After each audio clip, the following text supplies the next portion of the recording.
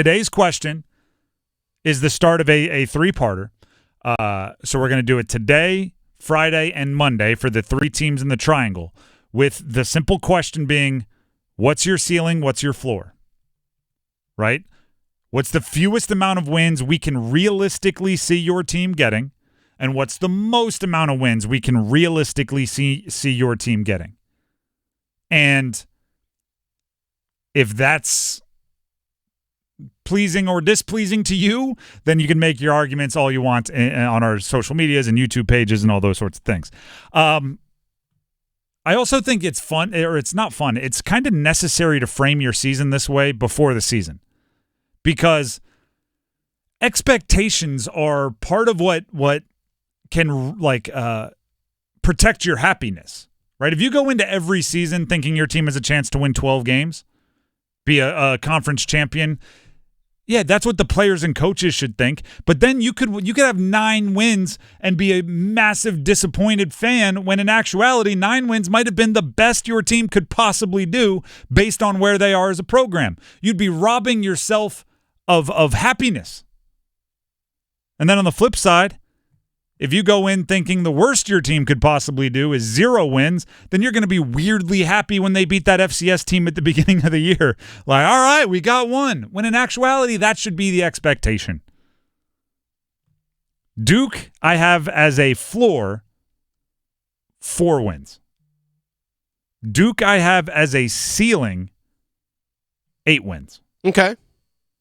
That's your range of happiness, right? If you get 8 wins, I believe you've, in a lot of ways, maxed out the talent on your roster. I have a bug flying around the microphone. Oh, and there I really you go. don't like it. So I'm not just, if you're watching on YouTube, I'm not just doing mock karate right now. I was trying to swat a fly away. 4 wins to 8 wins, meaning that's your range. That's what you should be judging this team on, right? I kind of think of it like this. This is kind of the overarching thought of what I'm trying to convey here.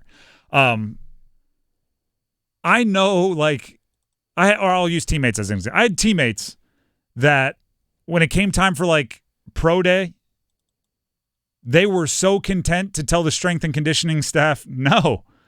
I'm not going to continue training for another 4 months for a pro day. I'm gonna call my football career over. And part of it was they felt like they had maxed out their ability.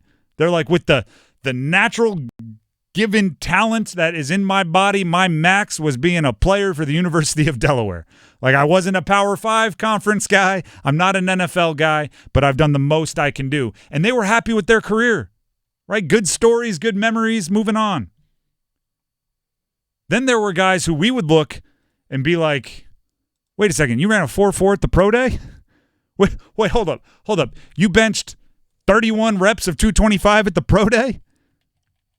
We didn't really see that on the field at all, did we? That person feels like they didn't live up to their potential, and that's what should be hurting. So 4 to 8 wins. If Duke comes in at 4, you feel like they didn't live up to their potential. They would have beaten Elon, an FCS school. Okay.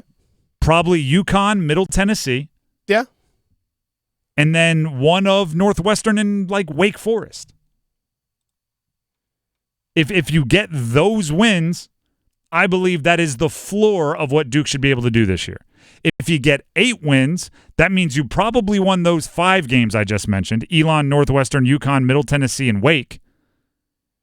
And you stole 3 from teams like SMU or Virginia Tech or Georgia Tech or UNC or a ranked opponent, which you have 3 of. Are we going to factor in bowl games into this overall total? Because let's say they go 7-5 regular season, you win a bowl game, okay, that's 8 wins on the year. Are you going to factor that into this as well? Yeah, I think I am. Because okay. I can't see them winning. There's a stretch in the middle of their conference. Mm-hmm. Middle of their schedule, not their conference, where they go UNC on the road at Georgia Tech, number 10 Florida State, SMU at home, meaning in Wallace Wade, 19th ranked Miami, 24th ranked NC State, and a 27th in the AP poll, Virginia Tech. That's not easy. That's a tough and to get to 7 wins, you have to win 3. 2 of those, like that's a really tough stretch to go through. So I will give them the bowl game to get to 8 wins, which obviously to get to 8 wins, you'd be 7, you'd be bowl eligible. And that's what, to me, success looks like for Duke. You win 7 games in the regular season, you win a bowl game, you go into year 2 of Manny Diaz with your hair on fire. You're excited, right? That probably means Grayson Loftus or Malik Murphy has established themselves as the starting quarterback for the Duke Blue Devils, and now next year you become a bit of a destination, right? You have a quarterback that's proven. People want to go play with quarterbacks that are proven. That probably means your offensive coordinator, who comes into Duke with 1 year of experience as an offensive coordinator, figured something out and now knows more of what they want on your offensive, meaning offensive roster, what type of skill sets you want, what players they need. You come in with 8 wins, you feel like the teammate I talked about who's like, this is, with what we were given, this is the best we could do, and I'm happy about it. Right? It's that athlete thing of you can get beat, but as long as you do everything you can to win, you can put your head on your pillow at night, right? No regrets. You come in 4 wins, you come in 5 wins, you don't make a bowl game, you're going to be sitting around feeling like, we left some meat on the bone. We left some change on the table.